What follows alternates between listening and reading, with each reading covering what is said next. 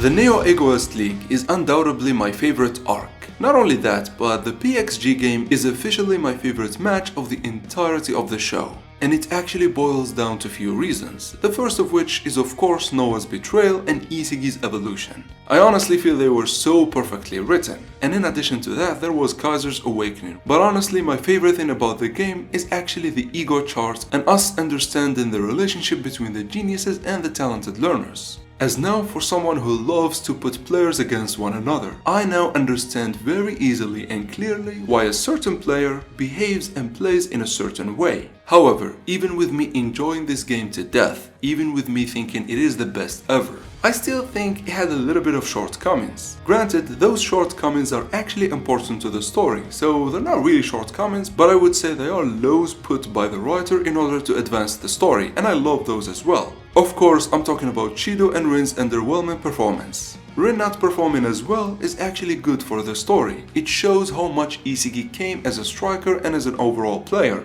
And a quick remark here, I'm talking about Rin before the Berserker state. And even then, the Berserker state of Rin was actually shown to have a lot of flaws that Rin would need to work on. However, when we shift gears to Shido, things are a bit different. You see, Shido's performance does not reflect Isagi's story, but actually it reflects Kunigami's. You see, the guy went to hell just for that revenge moment, and he got it and completely dominated Shido for the good part of the game. Which leads me to the conclusion that Rin and Shido did not reach their full potential in this game. And honestly, this is granted and well written from the writer. However, where it gets infuriating is with the goddamn salaries. You see, since the beginning, the salary system has always been broken. However, nothing really infuriated me as much as Rin being tied with Isagi after costing PXG the damn game, and Shido beating fucking Barou in the salaries despite him not giving even half the performance Barou gave. But before we explore these 2 points that really made my head boil, first, let's talk about how broken the salary system is for this arc. You see, since the beginning, the salary system did not make any sense whatsoever. It actually was a narrative tool from the writer to convey hype and untold stories from other games. However, for a show about rationality and everything needing to make sense, this idea behind the system kinda hurt it for me.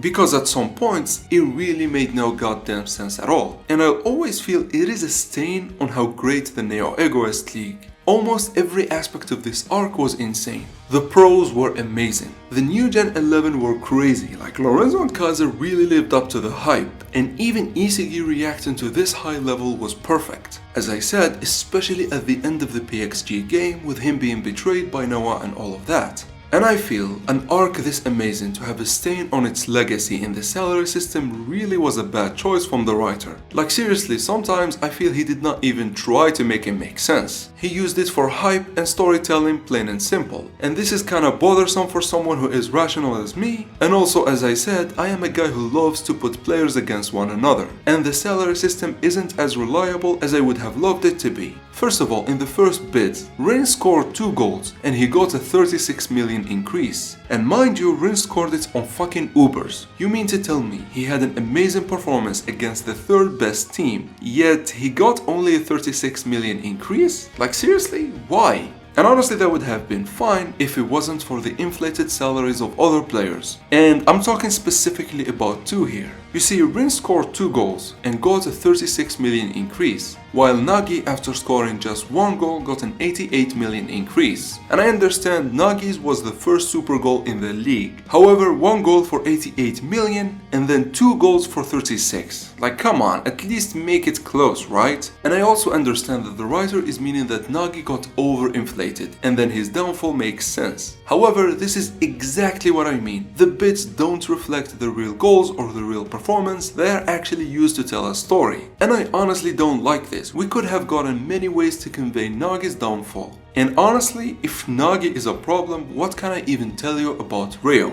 Now, truth be told, Ryo dominated the midfield in addition to Isagi. Both after unlocking Metavision, they were insane in the midfield. However, he has 1 assist, and that's all. Just 1 assist compared to Rin's 2 goals. Like come on, make it make sense. Why would Ryo, with 1 assist and a great performance, beat Rin with 2 goals and I assume great performance as well? Well, the answer boils down to deal with it, right? Like seriously, deal with it. And it's not just about Rin. We've seen in the same game Chigiri, who had a better performance than Ryo, who was able to score a goal all by himself. He went from one goal to the other, dribbling past the whole team and then scoring it by himself. Like, just explain to me, how would a player who can take a whole team by himself get this low of a bid compared to Ryo? Like, seriously, just explain it to me. Because honestly it doesn't make sense, and the only reason this is happening is for the writer to keep him in the same level as Kunigami, as evidenced by him then increasing by only 5 million after the Ubers game.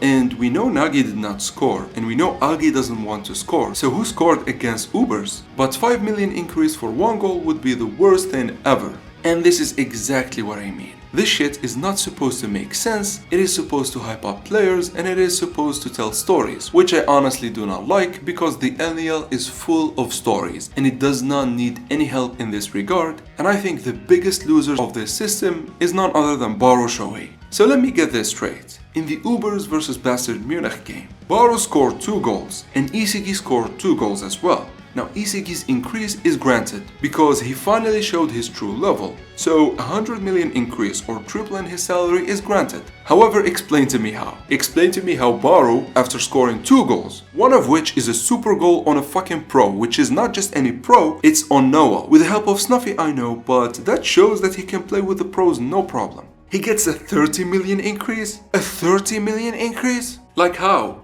So the theory that the community came up with is that no one really is fighting for Barou, and it's only Ubers throwing the bids, and so they really do not need to throw a lot of money on him, since he is already playing for them and he is already playing perfectly with Snuffy. However, and even though this seems as a good explanation, it really feels as if the system is robbing Barou, and his shock and disbelief after the fact is a testament to that. And then it gets even worse. He plays another game and scores 2 more goals, yet he gets a 20 million increase. A 10 million increase for each goal? Come on, this is honestly absurd, even when believing the whole theory of the club doesn't want to pay for something it already owns. Like, this is way too low for someone who scores consistently. Because the counter argument to that is Isigi with Bastard. Before his betrayal, Isigi loves to play with Noah, so there was really no reason for Bastard to give him any salary increase. I know the second salary increase to 150 million bid makes total sense, however past that point Isigi proved his ability to score, and we didn't see any team try to get him, so there was no reason to give him a 240 million bid. This is the logic behind this theory that Ubers already secured Barou. Well, Bastard already secured Isigi, so why would they increase his bid by this much? Well, the answer is because the writer wanted him to be number 1. And I'm totally for that. Isigi deserves to be number 1 among the Blue Lockers, he worked hard for it. However, Rin honestly doesn't, and it honestly infuriates the living shit out of me. Like, this shit here doesn't make sense whatsoever. Now the bid came from Real, which means they had to beat PXG for him. However, and even though this theory is more plausible than the bullshit with Barou, I still think the writer did a huge mistake here, because honestly, he just robbed Isigi from his moment. There was no reason nor any need for Rin to be there, especially after costing PXG the game. Now granted, I kinda understand it with the whole Real thing, since Real already have Sai and they know the level of the house named Itoshi. They wanted his little brother, and I could somehow rationalize this for myself. However, I honestly still would have loved for Isigi to be the absolute number 1, like the Demon King reigning on the NEL, because it's so deserved for him, man. Like, he worked his ass off for this, and it honestly feels as if he was robbed. Something that is the name of the game for fucking Barou, man. So let's move gears to Barou and Shido and think about it for a second. Barou in 3 games scored 7 goals, one of which on a pro and a super goal. Then comes Shido with 4 goals, only one of which is a super goal. However, after scoring that, he ghosted the whole game, until the last few moments where Kunigami ran out of gas. Yet he is somehow higher than Barou, like what the hell? So you mean to tell me, a guy who constantly scores in every game got a 20 million increase, compared to a guy who scored 1 goal and then goes to the whole game and gets a 60 million increase? Bruh, what is even happening at this point? And I've seen a lot of people say that this makes sense, and I understand. PXG just lost Rin, so they bet everything on Shido.